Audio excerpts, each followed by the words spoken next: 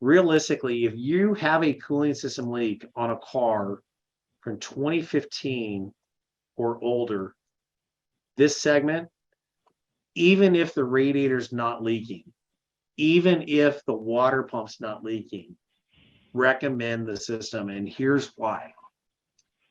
We have a customer by the name of Al Pasimio who drives a 2015 Ford F-150. The truck has 96,000 miles on it.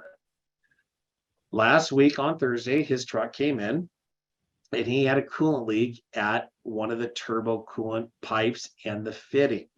So we did the repair, we did the hoses, but we failed to recommend the system. We didn't recommend the water pump or the radiator.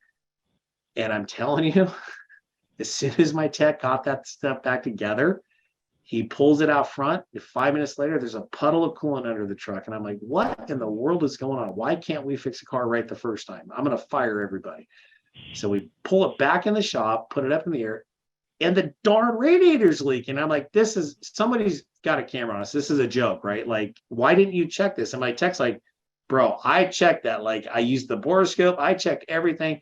It was dry and it's leaking now. So how do you like to sell $1,000 radiator after you've already made a $1,500 sale on something else and the customer thinks that everything is good?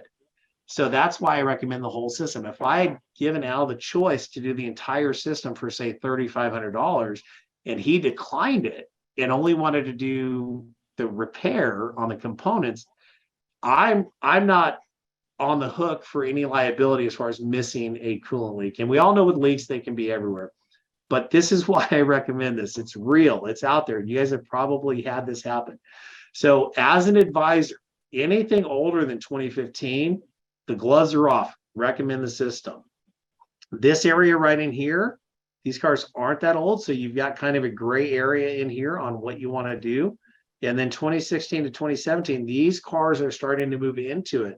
So here's the reality of the situation. We have so much every single day that comes to us as advisors. If you're working on 10 to 15 cars a day and you're doing heavy repairs, half of your day is spent estimating. When you're looking at the estimates that you have to do, I want the age of the vehicle to be a trigger. Immediately, if I'm working on a 2013, I'm thinking system. Okay, what did my technician find? What's the root cause of the problem? What other components in the system do I need to add to my estimate and give the customer the choice? Okay, and that's how I do it. So this is the first level of understanding what needs to be done. It's categorizing the age of the vehicles that you work on. So that's the first step.